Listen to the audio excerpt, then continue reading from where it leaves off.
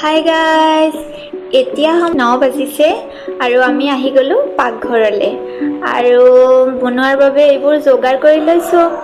আজি যিহেতু দিৱালী, সেয়েহে আমি ৰুটি খাম বুলি ভাবিছোঁ আৰু ৰুটিৰ লগত খাবৰ বাবে এখন বিশেষ ৰেচিপি বনাব লৈছোঁ। ভাবিলোঁ আপোনালোকৰ মাজত শ্বেয়াৰ কৰোঁ। আজি বনাম মুগ দালিৰ সৈতে চিকেন তড়কা।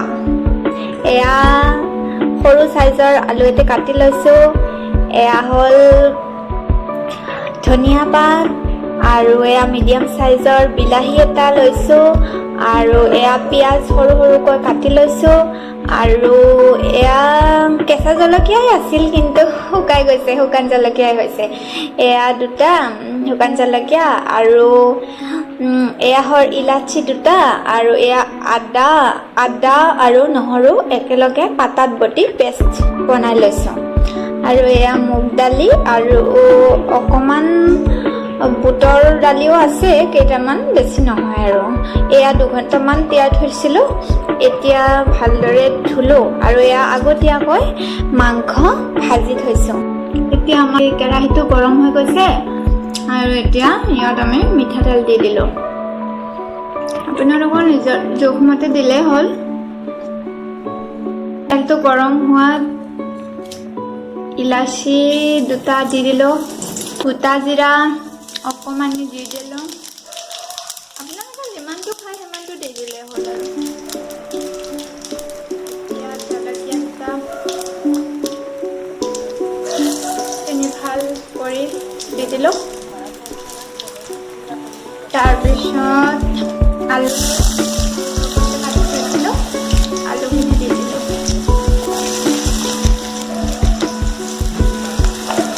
এতিয়া অকণমান টাইম ৰঙচুৱা হোৱালৈ ফ্ৰাই কৰিব লাগিব।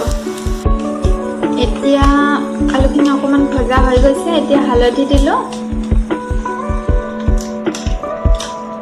অকণমান বেছিকৈ দিছোঁ, মানে এইফালে মাংস আছে যে বাকীখিনি দিব আছে সেইকাৰণে। এতিয়া জলকীয়াৰ গুড়ি, লাল মিৰ্চ পাউডাৰ অকণমান দি দিছোঁ, 2 চামুচমান হ'ব আৰু। নিমখ 1 চামুচ দি দিলোঁ। এতিয়া ভাজি থাকিব লাগিব।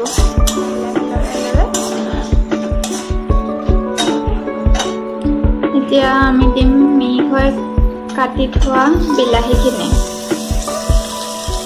তাৰপিছত দিম পিঁয়াজখিনি দি পেলাই এতিয়া ভালদৰে সেইখিনি ৰঙচুৱা হোৱালৈ ভাজিম।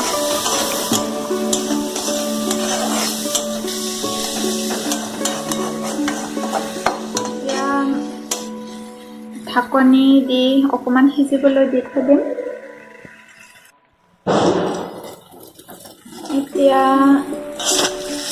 এইখিনি অকণমান সিজিবলৈ লৈছে। দেখিছেনে কালাৰটো কি ধুনীয়া হৈছে। এতিয়া ইয়াত দিম আমি মুগ দাইলখিনি।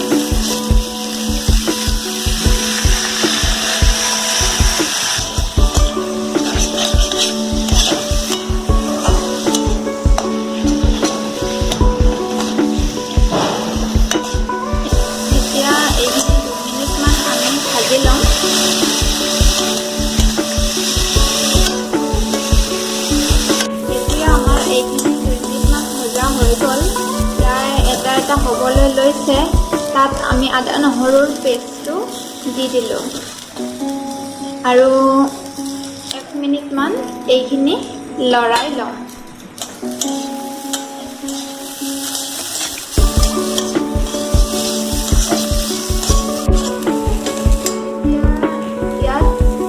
আমি আগতীয়াকৈ ভাজি থোৱা মাংসখিনি দি দিলোঁ। আমি ডাঙৰ টুকুৰাবোৰ অকণমান সৰু সৰু কৰি দিছোঁ, মানে আমি এনেকুৱাকৈ খাই ভাল পাওঁ।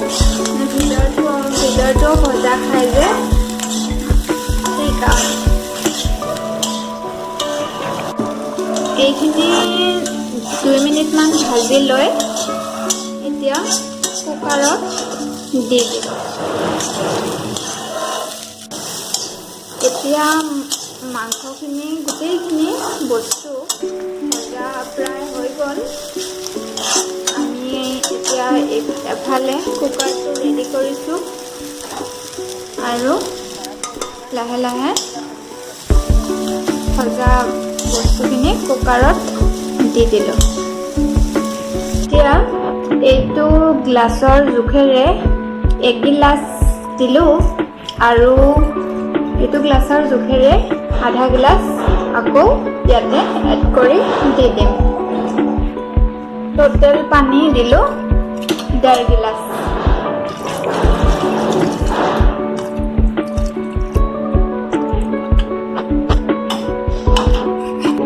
ধনিয়া আধাখিনি ধনিয়া দিম আৰু আধা থৈ দিম, পিছত দিম।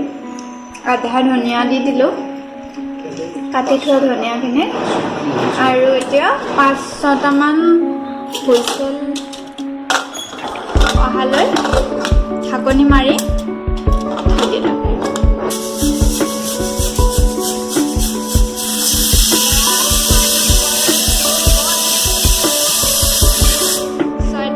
হৈ গ'ল, এতিয়া অফ কৰি দিছোঁ। এয়া আমাৰ প্ৰস্তুত প্ৰণালী সম্পূৰ্ণ হৈ গ'ল। চাওকচোন কেনেকুৱা হৈছে, দেখিবলৈ খাবলৈ খুব সোৱাদ হৈছে। আপোনালোকেও চেষ্টা কৰি চাবচোন আৰু এনেদৰে বনাই খাব। এয়া চাওক আজি ৰাতিৰ খাদ্য। ঠিক আছে, ভিডিঅ'টো চোৱাৰ বাবে আপোনালোকক বহুত বহুত ধন্যবাদ।